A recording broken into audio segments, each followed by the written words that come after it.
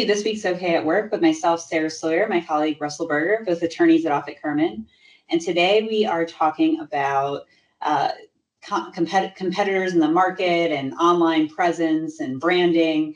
So, on the big World Wide Web now, it's very easy for people to get materials like, get people's likeness, get their pictures, see everything you've got as a company is out there to be grabbed, snipped, taken, potentially used, things like that. So what are some things that employers should be considering, or businesses, I should say, should be considering as it relates to their content online, Russell? Yeah, well, I mean, first is I think you should do what you need to do to protect it. Now, obviously, we've talked a lot about what you can do to protect it with respect to employees, whether that's a non-compete or confidentiality or all sorts of provisions that we would put into an employment agreement. But whether sometimes the threat's coming from inside, sometimes the threat's from the outside, and you have to be conscious of that too. So, kind of the first stop here is to think about what intellectual property rights do I need to act on to protect.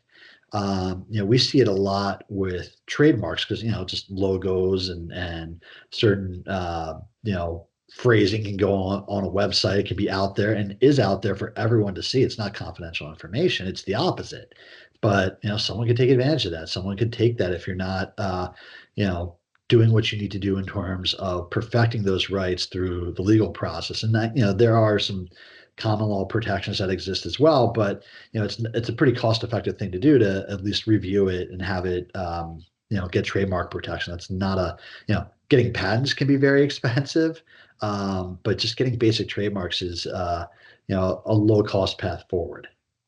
Yeah, if you see that, it's always good to be vigilant as well and be looking at what's out there, and if there's something that might be confusing in the marketplace or someone who might start copying you or using, kind of benefiting off of your colors, your name, your content, whatever it might be, and then to talk to an attorney and act on it, because you could be waiving your rights. There could be issues with sitting on it or not paying attention to that or not realizing that it's happening. So definitely something to be mindful of and be looking out for. Yeah, absolutely. And to kind of take it a step further, there beyond just like the intellectual property stuff that, there are forms of unfair competition that exist externally.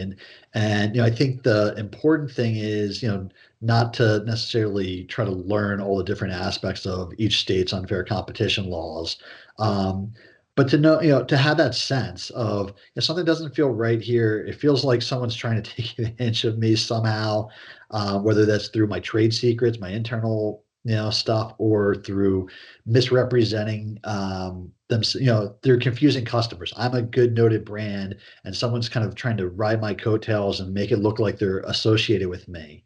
Like there are statutes as well as business torts that exist that might offer protection in those situations. So, I think the right course of action is to as you said, be vigilant towards those sorts of things. And when issues do arise, to consult counsel and figure out a strategy and figure out, is this something that's actionable? Is the right thing for me to do to engage in legal action? And we talked about the differences between damages and injunctive relief a few weeks ago as well. Like if I'm going to take legal action, which path am I going to go? What are my options there?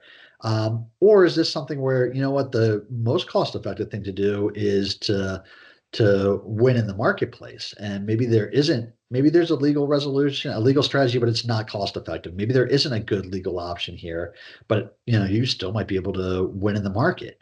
So there, I think it's important to have that legal perspective so you can make an informed choice about how you want to proceed. Yeah, another thing to think about too, as far as being proactive, is that sometimes people are inadvertently, so we're talking a little bit about some of the intentional things that can happen, but sometimes people might be inadvertently heading into a direction that, they're in a similar market, they start using similar words, similar colors, and maybe they're not doing it on purpose and it just ends up happening because, out of osmosis, and it just happens. But the further along they get in deciding to use that branding and that color and that whatever it is that they're doing, the harder it will be to resolve the issue and say, hey, actually, this is protected. This is what we have going on. You shouldn't use this. Because the further people get invested in that and creating their own materials and things, the harder it is to write them a letter and ask them to stop doing that. So, well, thanks, Russell. We'll see you next time. Thanks, Sarah.